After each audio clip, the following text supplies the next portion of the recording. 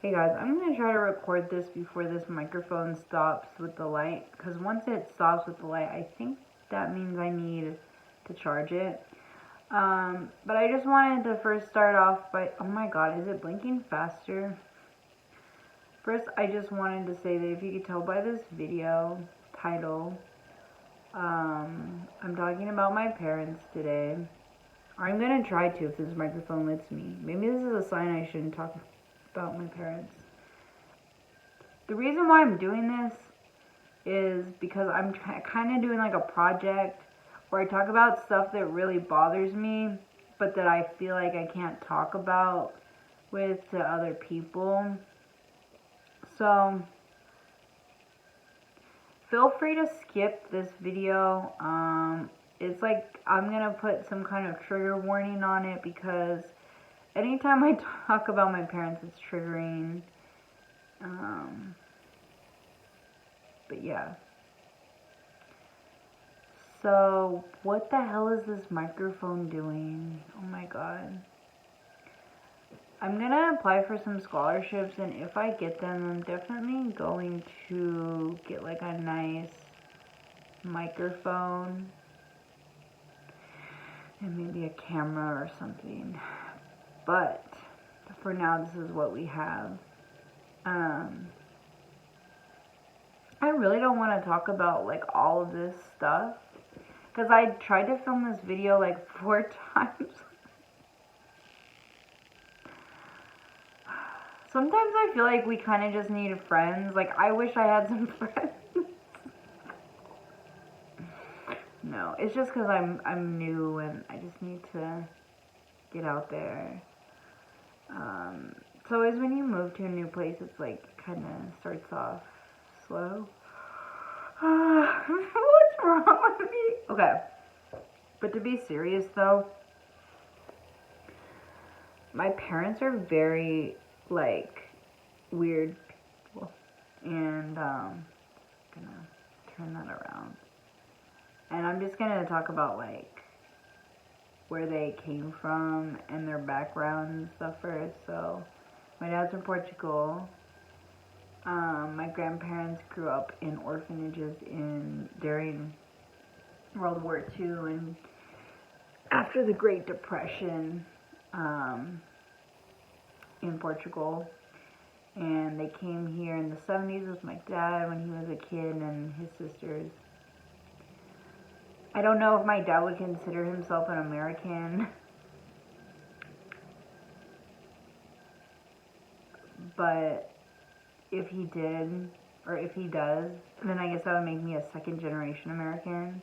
But I consider myself a first generation American because he's like not really technically a citizen, so it's kind of like, oh, I'm actually the first generation American in my family.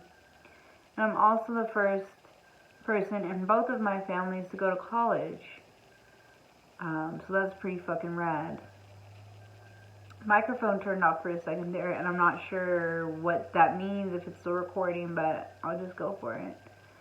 My mom is from Oakland, from Fruitvale area, neighborhood. And my parents met at a bar, which is pretty funny. And yeah, that was the early 90s. They had me in 95. They got married. And my dad lived with my grandma. And they lived on the border of Oakland and San Leandro. I could still picture the house perfectly. It was a yellow house. I don't know who lives there now, but I remember when me and my dad started talking again when I was an adult. I remember cleaning out the house because they were selling it because my grandma was sick and she was passing away. So they sold the house. Well, unless I like film a documentary about my life and I go to all the places that meant something to me, then I would go there, but otherwise I'll never see that place again. And yeah, it's just weird to think about That house used to mean everything to my family, and now it's just like gone. I wish they would have kept it in the family, but really, who gives a fuck anyway? Because I don't even talk to those people. So, yeah, my parents met, had me, fought a lot, like really bad. And I just remember my dad always like busting out our windows and kicking down the door and doing really bad stuff. And as a kid, you're confused because your dad is supposed to be the one protecting you. I remember my mom hiding me in the closet. This is one of my first memories, and telling me, don't say anything, covering my mouth. Like, I remember this shit.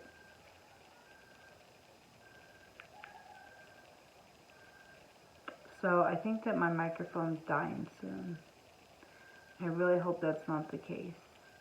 But if it is, I could just charge it and try to redo the video. I'm gonna see how much longer the fucking microphone's beeping. I'm gonna see how much longer this will take me. So another thing I remember is that my dad would always come after and bring flowers and fix the door. This is what I remember. And maybe they think, oh, she was too young to remember. But I wasn't. And those are my first memories. And I had some good memories too in my childhood. I think this is also why I really do love Nickelodeon from the 90s. Love Britney Spears and all that music, and every single band and every single musician and every single song from the 90s, and all the movies from the 90s, and the candy from the 90s. I love all that stuff because those were the good parts of being a little kid. And I saw myself in the same situations that my mom was in. And that's sad. That's really sad. And if you think about all the women that are in abusive relationships right now, their moms were in abusive relationships too. So you see, it's just like a cycle. Just as a man, I just married a guy that reminded me of my dad, subconsciously and consciously.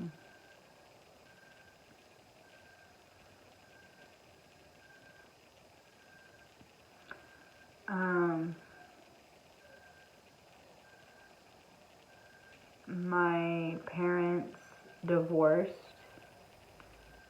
They got married again. My parents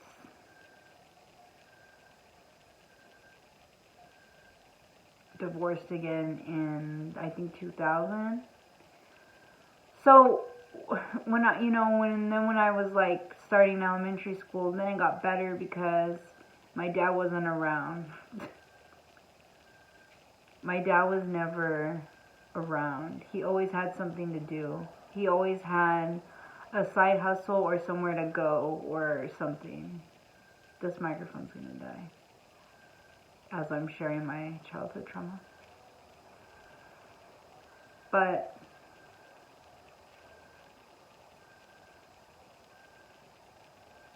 life was just always better. Life was just always better when he wasn't around.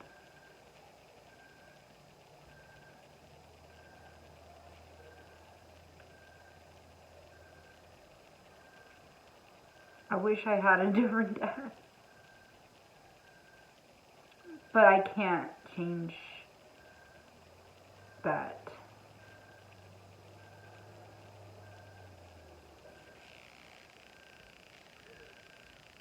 It makes me so sad when I see people with their dads.